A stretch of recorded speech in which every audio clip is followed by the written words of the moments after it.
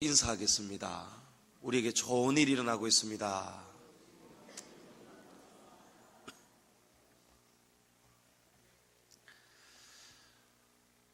제가 어렸을 때 늘 가지고 다녔던 성경책은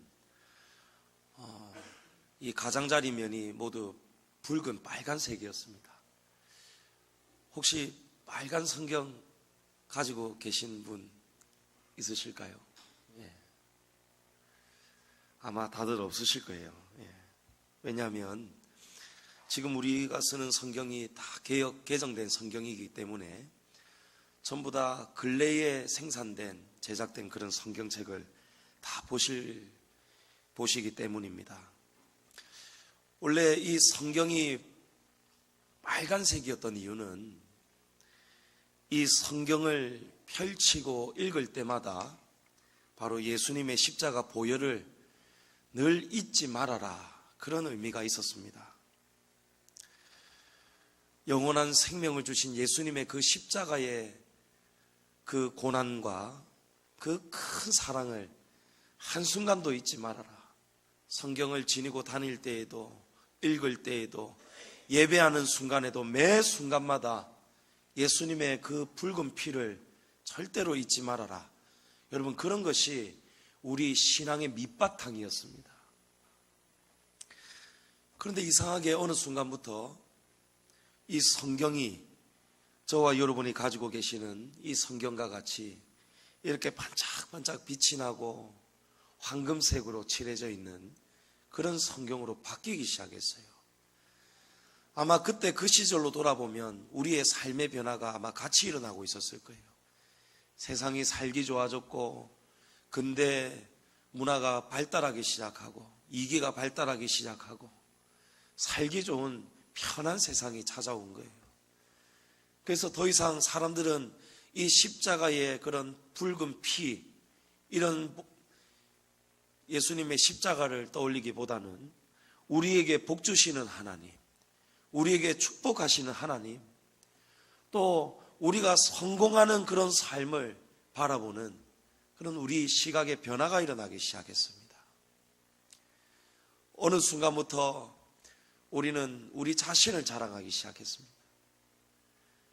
가난 속에서도, 고난당하는 것 속에서도 여러분, 우리는 고난당함을 부끄러워하지 않았습니다. 실패하고 넘어지고 눈물 흘리면서도 우리는 교회 앞에, 성도 앞에 부끄러워하지 않았습니다.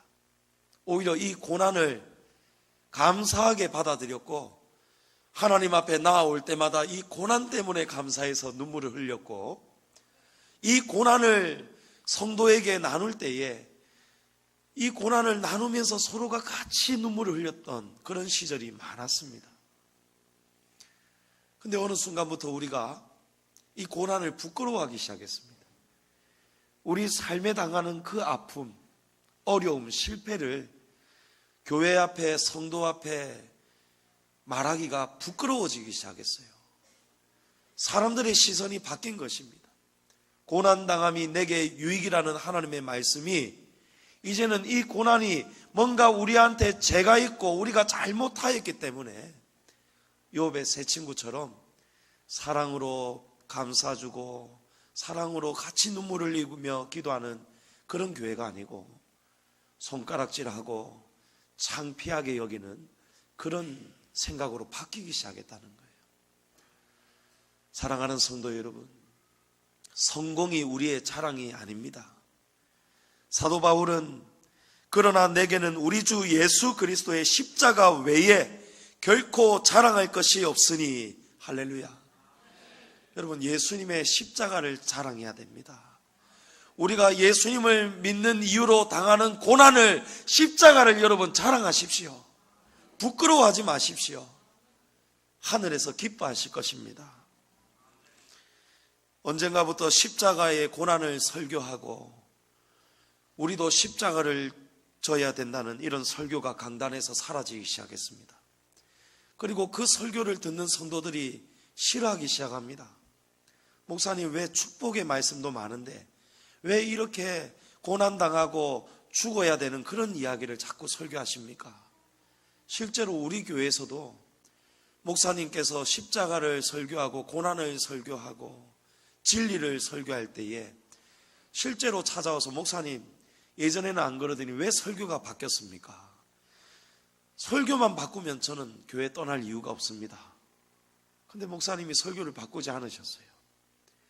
말씀을 알면 알수록, 신앙이 깊어가면 깊어갈수록, 진리를 깨달으면 깨달을수록 여러분, 우리가 자랑할 것은 성공이 아니었습니다. 십자가였습니다.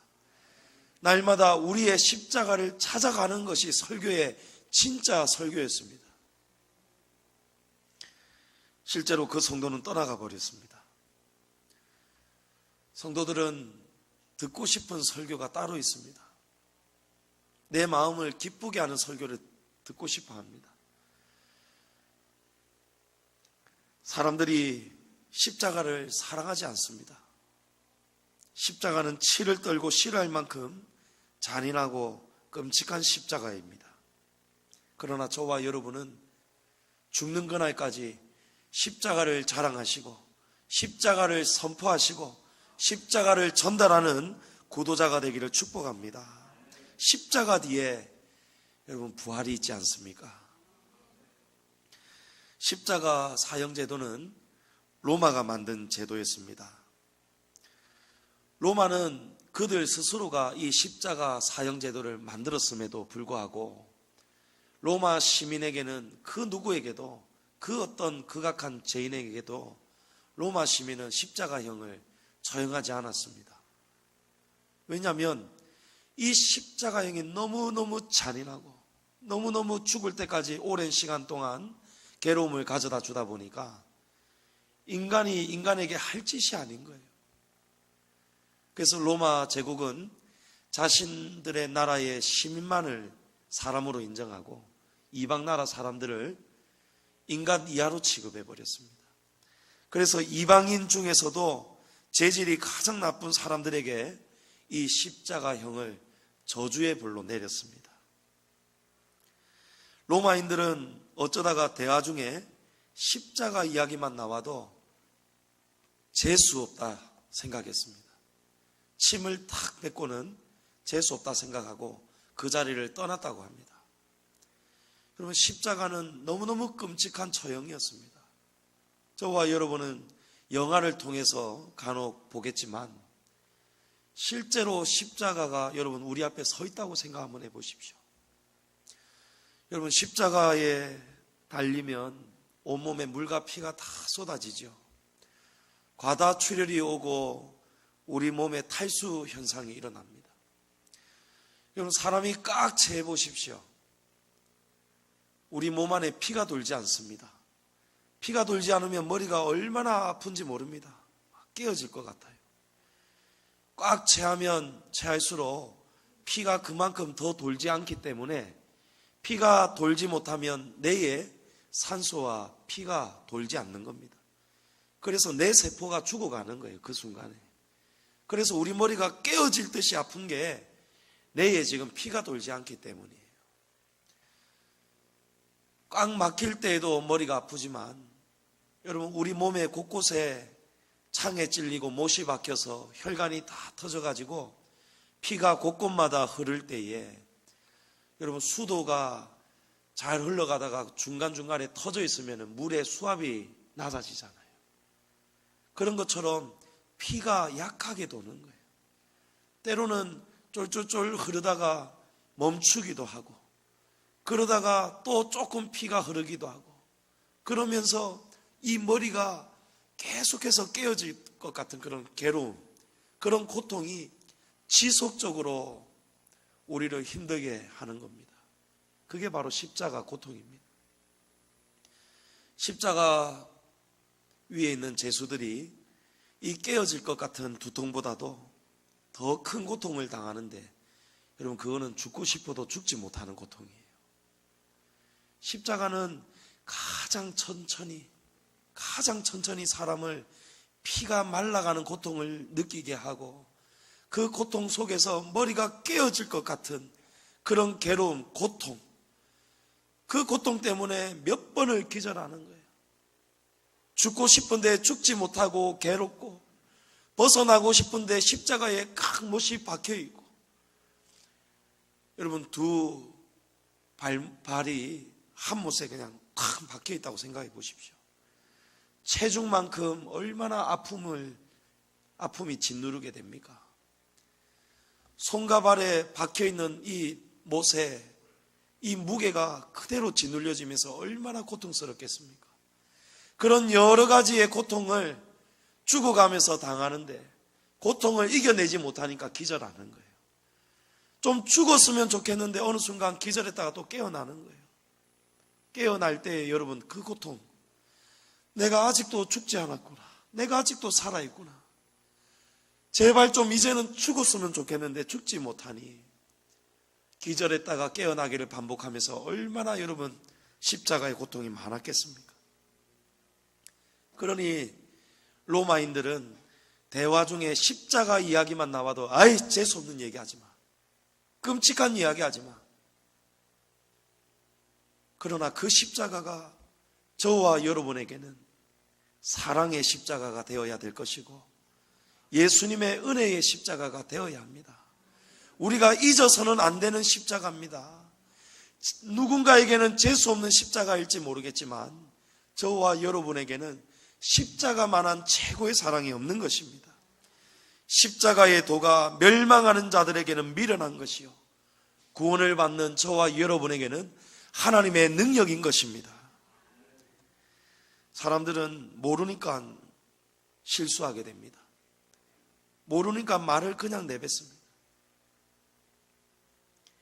예수님의 십자가가 저주의 십자가가 아니고 그 십자가가 저와 여러분의 십자가, 로마인들과 예수님을 십자가에 못 박으라고 외치는 그 제사장들과 서기관과 바리새인들과 예수님을 열렬히 환호했던 호산나 다윗의 왕이라고 환호했던 그 사람들, 바로 그들을 위한 십자가였다는 것을 몰랐습니다.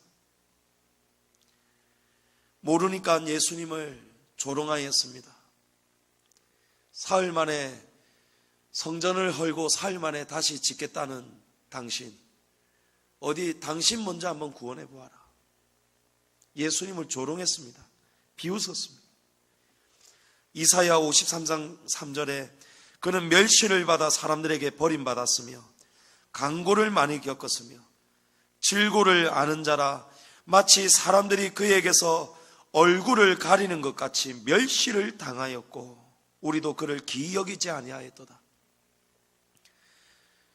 예수님은 멸시를 받아서는 안 되는 분인데도 우리가 모르기 때문에 예수님을 멸시하였습니다.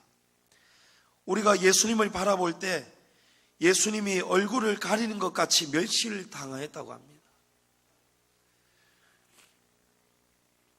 얼굴이 흉측한 사람, 얼굴에 심한 흉터가 있고 꼼보가 있고 문둥병에 걸려서 온몸이 썩어가는 그런 사람들 볼 때 여러분 깜짝 놀라서 사람들이 손으로 얼굴을 가려버리잖아요.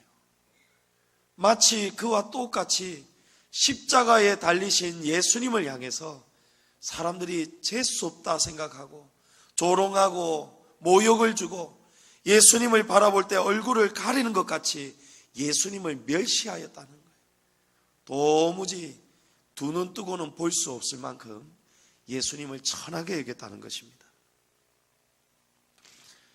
그러나 예수님은 그런 멸시와 천대를 받으시면서도 머리가 터질 것 같고 깨어질 것 같고 목이 말라서 혼절하고 다시 깨어나는 그런 극심한 고통 중에서도 여러분 예수님의 관심은 하나밖에 없었습니다. 바로 죄를 깨닫지 못하는 저와 여러분의 비참함이 예수님의 유일한 관심이었습니다. 가상치료는 십자가 위에서 예수님이 남기신 7가지의 말씀입니다. 그 첫 번째 말씀이 오늘 저와 여러분이 읽었던 말씀, 아버지 저들을 사하여 주옵소서, 자기들이 하는 것을 알지 못함이니이다. 여러분 예수님이 그 고난 가운데 고통 가운데 몇 번을 기절하고 깨어나는 그런 큰 고통 가운데에서도 예수님은 아프다고 말하시는 것이 아니고 어떻게 하면 이 고통을 좀 빨리 끝낼까? 예수님의 관심이 그런 곳에는 전혀 미치지 못하고 예수님의 관심은 오직 죄를 깨닫지 못하고 비참하게 살아가는 저와 여러분, 우리 죄인들을 향한 그 사랑밖에 예수님의 관심은 없었던 것입니다. 여러분, 처음에 십자가형을 시작할 때에 처음에는 이 못을 손바닥 가운데 박았다고 해요. 그런데 이 손바닥 가운데에는 뼈가 약하고 살이 연해서 부드러워서 십자가에서 비틀거리고 몸부림치는 죄수가 손이 찢기면서 떨어지고 또 곤두박질 치는 그런 일들이 있었다고 해요. 그래서 나중에 새롭게 고안된 방법이 바로 이 손목에 있는 뼈 사이에 이 대못을 박는 방식으로 바뀌었다고 합니다. 이 손목 사이에 뼈 사이에 단단하게 뼈 사이에 이 못을 고정시키기 위해서 박아야 했으니 자연스럽게 이 손목 혈관 사이에 지나가는 이런 동맥을 건드리지 않을 수가 없는 거예요. 그러니까 여러분, 피가 얼마나 낭자하게 많이 흘렀겠습니까? 온몸에 피가 범벅이 되지 않았겠습니까? 동맥 속에 동맥이 끊어져 버리니까 이 심장이 뛰어야 되는데 이 심장 박동이, 이 심장 압력이 자꾸 줄어가는 거예요. 그러니까 여러분, 머리가 얼마나 아프겠습니까? 얼마나 괴롭겠습니까? 그런데 그 고통 속에서도 예수님의 관심이 바로 죄의 비참함을 모르고 살아가는 우리에게 있었다는 거예요. 그래서 예수님이 그 괴로운 가운데 처음 던지신 바로 그 한마디가 아버지, 저들의 죄를 용서하여 주시옵소서. 저들은 저들의 죄를 알지 못합니다. 하나님 알지 못합니다. 알지 못하기 때문에 죄 짓는 우리를 예수님은 이해해 주셨습니다. 예수님은 헤아려 주셨던 것입니다. 도무지 말할 수 없는 가운데 예수님이 남기신 첫 마디는 바로 기도였습니다. 아버지 하나님께 드린 기도였습니다. 도무지 기도할 수 없는 형편과 사정 속에서 어떻게 예수님은 이런 기도를 드릴 수 있겠습니까? 우리는 너무 힘들고 괴로워서 기도가 안 나올 때가 많잖아요. 기도하기가 싫어질 때가 얼마나 많습니까? 마음이 너무너무 괴로워서, 몸이 너무너무 아파서 우리는 기도할 생각을 전혀 못할 때가 많지 않습니까? 그런데 우리 예수님은 십자가 그 고통 가운데 인간으로서 당해낼 수 없는 그런 가장 힘든 곤욕을 치르시는 가운데에서 예수님은 기도하셨다는 것입니다. 고통을 이기고 그런 모든 시험을 이기는 것은 여러분, 기도의 훈련입니다. 우리가 기도의 자리를 날마다 찾아다녀야 여러분, 고통 가운데서도 하나님을 찾을 수가 있어요. 하나님께 기도할 수가 있는 것입니다. 예수님은 시간만 허락이 되시면 우리 주님은 한적한 곳을 찾아다니셨다고 합니다.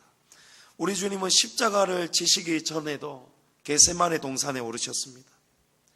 기도할 수 없는 형편 가운데 예수님은 기도하셨던 것입니다.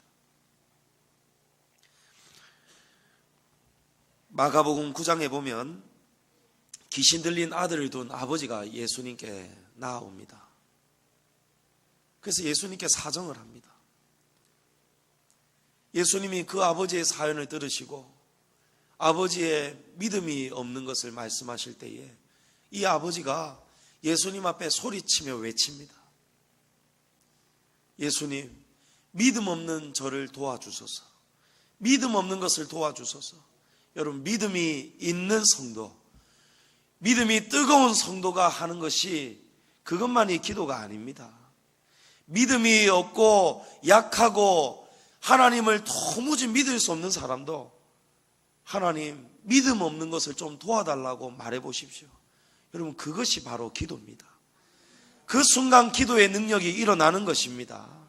예수님의 제자들이 귀신이 떠나갈 때 예수님께 물었습니다. 예수님, 왜 저희는 이렇게 귀신을 쫓아내지 못하였습니까? 어떻게 하면 저희도 귀신을 쫓아낼 수 있습니까? 예수님이 이렇게 말씀합니다. 기도 외에는 이런 유가 나갈 수가 없느니라. 여러분, 기도해야 이겨냅니다. 기도해야 극심한 고통을 이겨냅니다.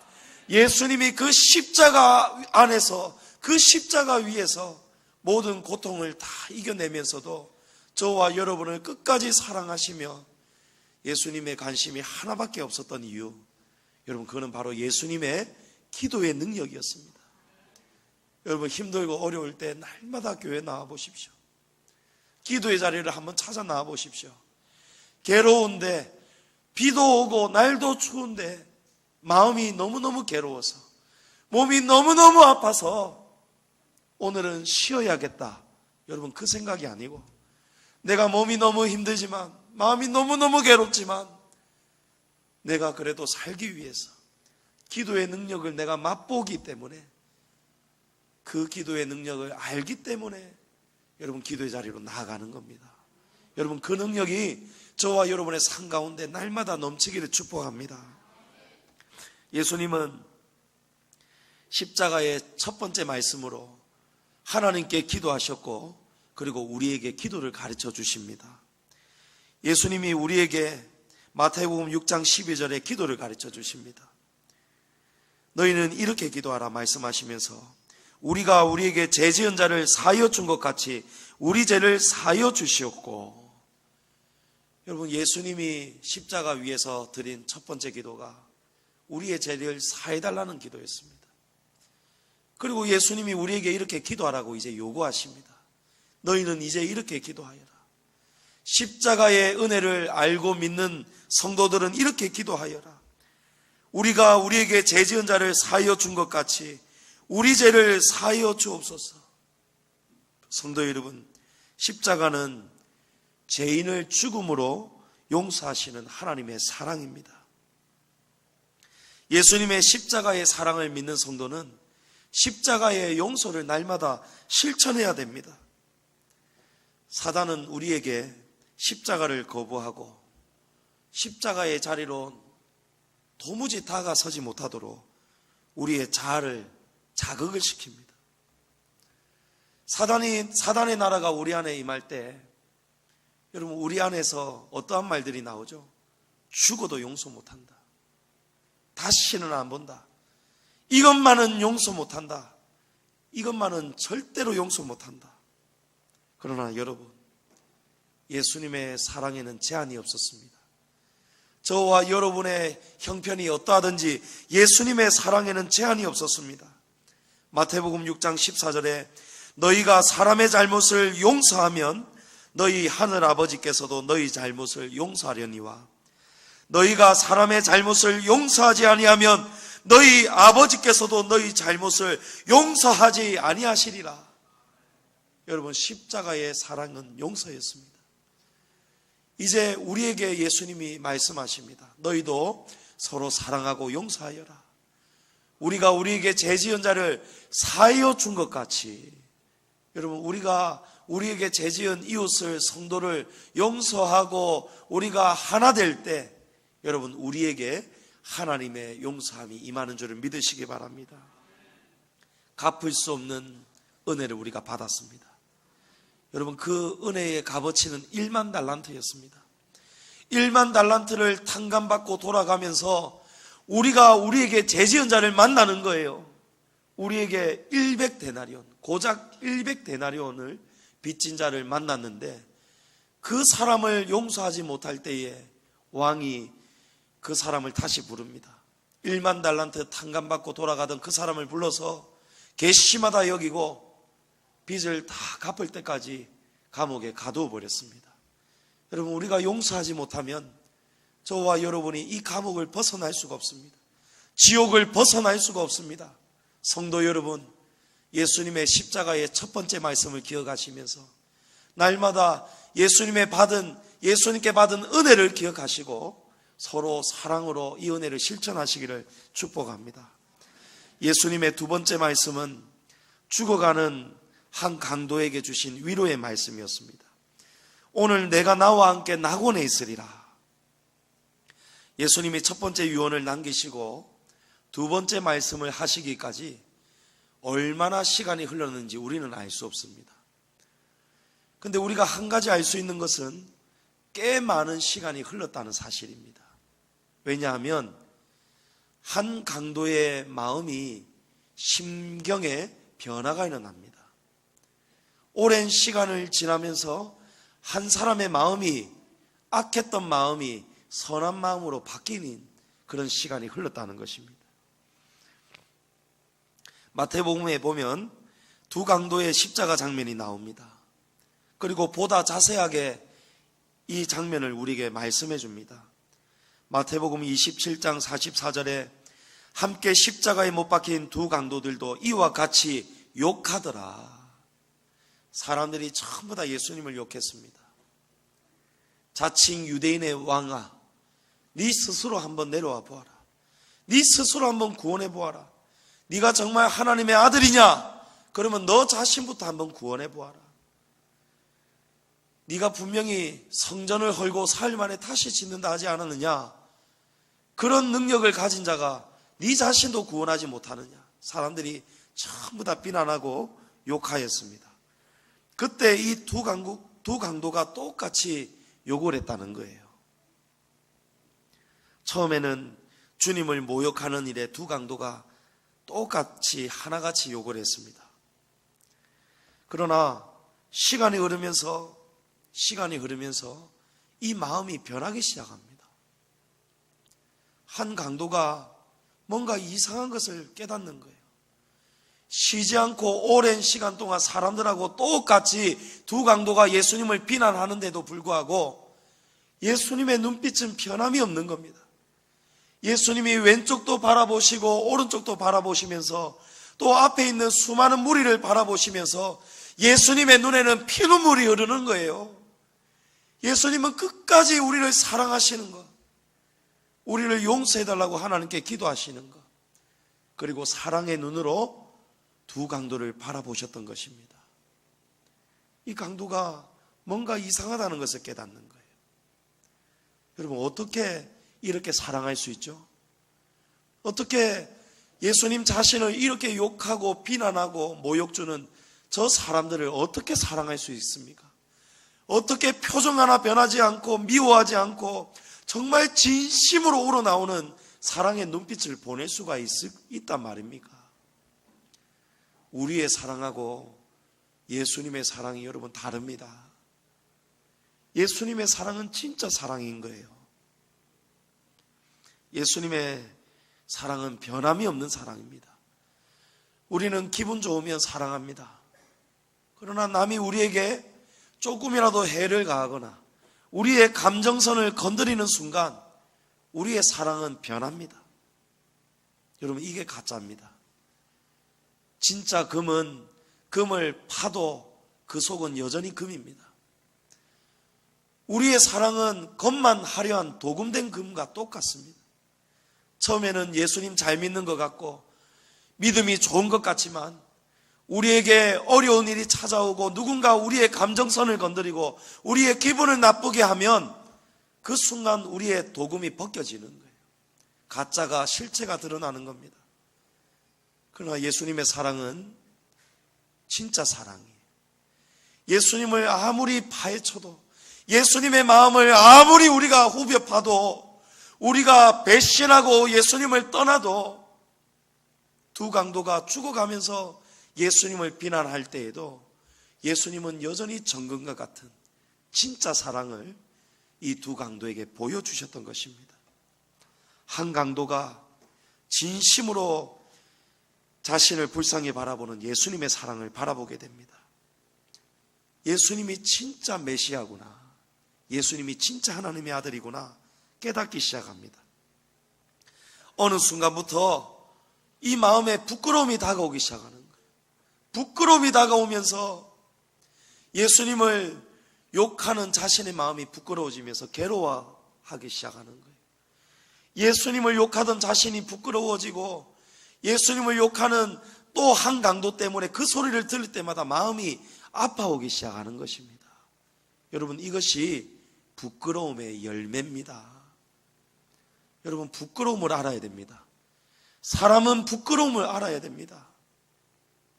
부끄러움을 알아야 사망에서 생명으로 옮겨집니다.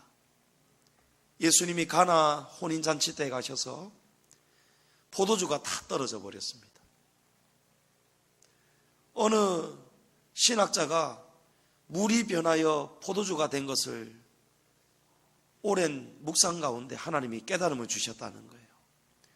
창조주 하나님을 창조물인 물이 만나는 순간, 예수님을 만나는 순간 이 물질의 타락함, 부끄러움, 이 부끄러움이 임하면서 물이 빨갛게 부끄러워져 가지고 포도주로 변했다는 거예요. 여러분, 그럴듯한 표현이죠. 여러분, 부끄러워야 물이 포도주로 변하는 거예요. 저와 여러분이 부끄러워야 사망에서 생명으로 변함을 받는 것입니다. 이 강도가 부끄러움을 깨달았어요. 부끄러움이 이 안에 깨달아지고 들어오는 순간 예수님을 바라보게 되었습니다. 그 순간 변화가 일어납니다.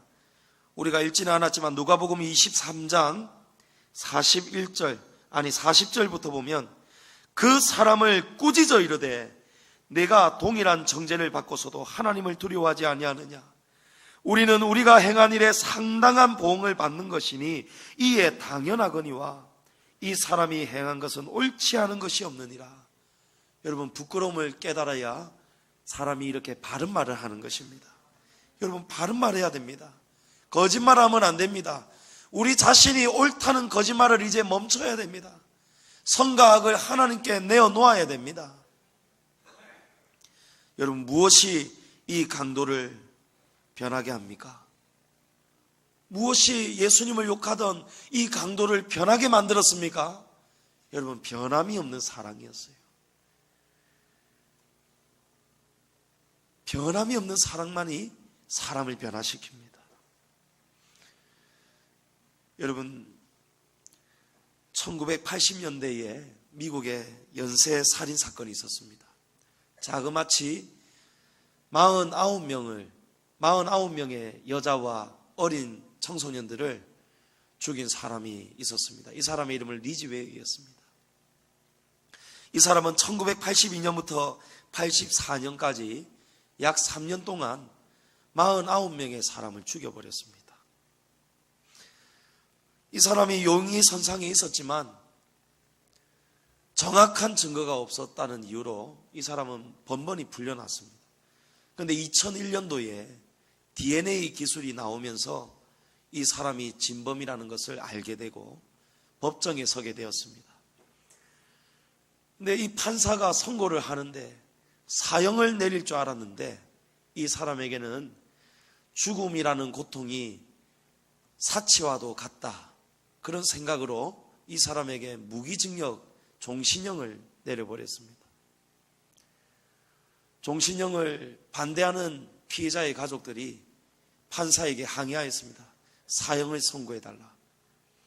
그러나 판사가 중재하면서 이 사람은 죽을 때까지 오랜 시간 고통을 당하는 것이 훨씬 더 죄의 벌을 받게 될 것입니다. 그 대신에 여러분에게 한마디씩 이 사람에게 할 기회를 주겠습니다 라고 했습니다. 그 사람들이 한마디씩 할 때마다 이 연쇄살인범의 눈빛은 전혀 흔들림이 없었습니다. 이 사람이 어떻게 생겼는지 한번 보실까요? 실제로 재판을 받는 모습입니다. 이 사람의 이름은 게리 리지웨이입니다. 이 사람은 표정이 흔들리지도 않고 전혀 변함이 없습니다. 사람들이 저마다의 한마디씩을 던졌습니다. 당신이 죽인 그 사람은 우리의 사랑하는 가족이었습니다. 사랑하는 어머니였고 딸이었습니다. 당신은 그 사람을 한순간에 죽였지만 우리는 평생 동안 사랑하는 기억이 우리 안에 아직까지 많이 남아 있습니다. 감정을 호소하는데도 저 사람이 흔들림이 없었어요. 대부분의 사람들은 이제 표정이 변하면서 비난하기 시작했습니다. 죽을 때까지 지옥과 같은 고통을 당하다가 죽어서는 진짜 지옥에나 떨어져라. 절대로 지옥을 벗어나지 말아라. 전부 다 사람들이 손가락질하면서 눈빛으로 이 안에 독을 품고 독소를 내뿜었습니다. 다음 사진 한번 보실까요? 여러분, 실제로 법정에서 저 사람을 향해서 한마디 외치는 피해자 가족의 한 사람입니다. 법정이 술렁이기 시작했어요. 어떻게 저럴 수가 있느냐? 일말의 양심도 없느냐? 자그마치 49명을 죽였습니다, 여러분. 피해자의 가족이 나와서 눈물을 흘리고 고함을 치고 비난을 하는데도 미안한 기색도 없고 겁을 먹는 기색도 없고 표정의 변화가 전혀 없는 거예요. 여러분, 근데 마지막 한 사람 가족이 나오는 순간부터, 그 사람의 말이 시작되는 순간부터 이 냉혈함과 같은 리지웨이가 흔들리기 시작합니다. 우리 리지웨이가 눈빛이 흔들리기 시작한 바로 그 순간을 한번 보실까요?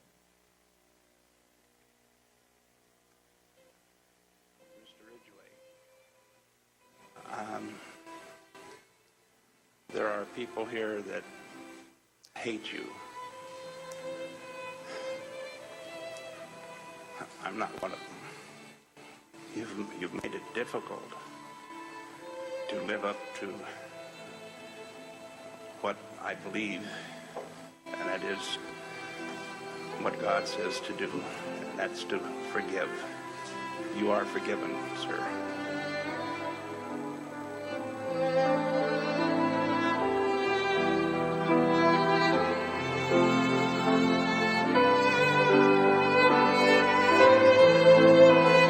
여러분, 저렇게 가슴이 냉랭하고 차가운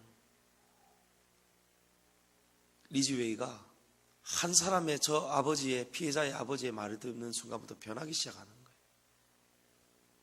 저 아버지가 리지웨이 씨를 부르면서 나는 당신을 용서한다고 말합니다. 여러분, 저 사람의 딸을 죽였습니다. 귀한 딸이겠죠. 그런데 자신의 딸을 죽인 사람은 어떻게 용서할 수 있겠습니까? 재판이 길어지는 동안 저 아버지의 마음이 오랫동안 괴로웠다고 말합니다. 나는 당신을 용서합니다. 비록 당신이 내 신앙을 지키는 믿음을 힘들게 하였지만 말입니다. 많이 괴로웠다는 거예요. 믿음을 지키고 신앙을 지키는 것이 리지웨이 사건 때문에 힘들었다는 거예요. 근데 하나님이 깨달음을 주셨다는 거예요.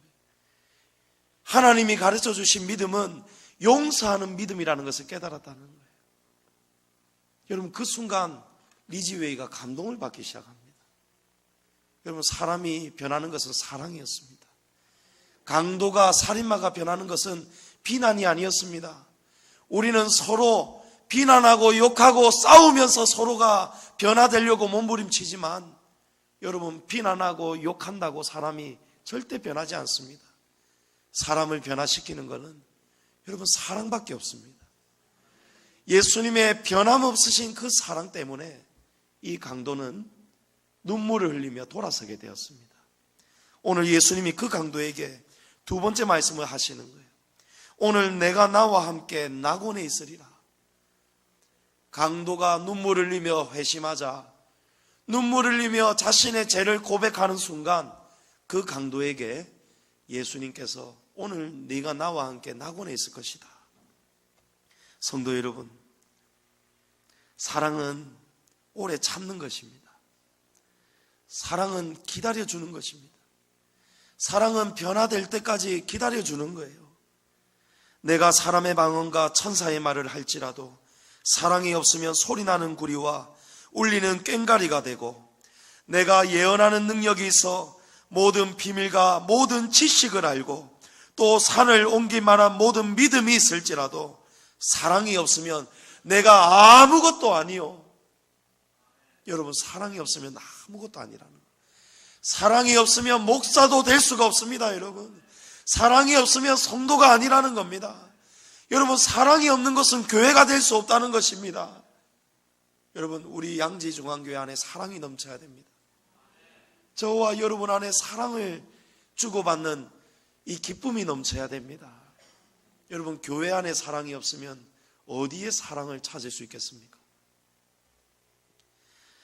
예수님은 회심한 강도에게 오늘 내가 나와 함께, 오늘입니다. 오늘 내가 나와 함께 낙원에 있을 것이다. 분명한 사실은 사람이 죽으면 즉시 가는 곳이 낙원이라는 거예요. 그러나 예수님을 만나지 못하고 죽는 사람은 즉시 가는 곳이 낙원이 아닙니다. 음부입니다. 음부. 하나님의 최후의 심판이 있기까지 낙원은 완전한 천국을 맛보기까지 잠시 머물면서 기다리는 곳입니다. 그러나 낙원 역시도 천국의 기쁨을 맛볼 수 있는 아주 우리가 상상할 수 없는 찬란한 하나님의 나라입니다. 음부는 최후의 심판을 받기까지, 완전한 지옥으로 들어가기까지 기다리는 곳이 바로 음부입니다. 중간 상태입니다.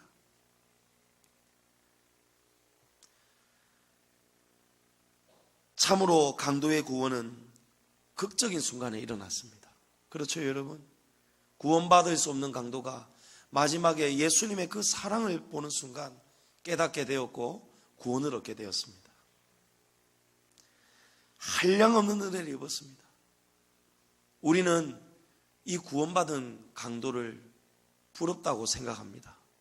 강도는 낙원에 있구나, 좋겠다. 그러나 여러분, 강도는 저와 여러분을 지금 이 순간에도 부러워하고 있습니다. 강도는 저와 여러분이 부러운 거예요. 극적인 순간, 예수님을 욕하고 예수님을 비난하는 자신을 향해서도 사랑의 눈빛을 보내어주신 예수님, 그리고 눈물을 흘리며 회개할 때에 그 회개를 인정하고 받아주신 예수님, 그래서 이 죄인을 낙원으로 인도하여 주신 예수님, 그 예수님을 위해서 살아드리는 시간이 저와 여러분에게는 있지만 이 강도에게는 전혀 없었던 것입니다. 이 강도는 단 한순간도 예수님을 위해 산 적이 없었습니다. 사람을 죽였고 남의 것을 빼앗았습니다. 십자가에 못 박혀서도 예수님을 욕하고 비난했습니다. 예수님을 믿지 않았습니다. 그러나 한순간에 예수님의 그 사랑을 깨닫는 순간, 진심으로 눈물을 흘리며 통회하는 순간, 여러분, 그 순간 즉시로 낙원이 임하였습니다. 성도 여러분, 우리에게 십자가의 사랑과 은혜가 있습니까? 여러분, 죽음 이후의 세계를 믿으십니까? 한 번 죽는 것은 사람에게 정해져 있다고 합니다. 그 다음에는 반드시 심판이 있다고 합니다. 여러분, 강도는 비록 낙원에 있지만 강도는 하나님 나라에 아무것도 쌓고 쌓은 것이 아무것도 없습니다. 주님 위해서 산 것이 아무것도 없습니다. 그러나 저와 여러분에게는 이 말씀을 깨닫는 순간부터, 이 예배당문을 나서는 순간부터 서로 사랑하고 용서하고 기다려주고 참아주고 예수님의 십자가가 우리 자신의 십자가가 되어서 우리가 우리에게 죄 지은 자를 사하여 준 것 같이 우리 죄를 사해달라는 우리의 기도가 응답되고 이루어질 수 있다는 것입니다. 성도 여러분, 오늘 예수님의 두 가지의 말씀, 아버지여 저들은 저들의 죄를 알지 못합니다. 저들의 죄를 사하여 주옵소서. 죄인을 불쌍히 여겨달라는 예수님의 마음이, 그 극심한 고통 중에서도 기도하셨던 예수님의 믿음이 저와 여러분에게 임하기를 축복합니다.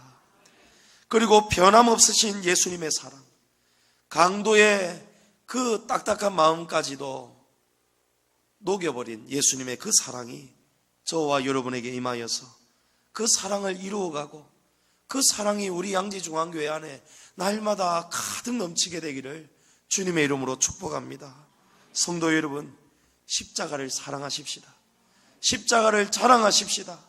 이 사순절 기간 가운데 저와 여러분 안에 그동안에 흘러나가지 못했던 십자가의 보혈, 십자가의 사랑을 여러분 깊은 묵상 가운데 깨달으셔서 우리가 이제는 잘못 살아왔지만 이제부터는 예수님의 십자가 위에서 하신 이 말씀이 저와 여러분을 통해서 날마다 이루어져 가게 되기를 주님의 이름으로 축복합니다.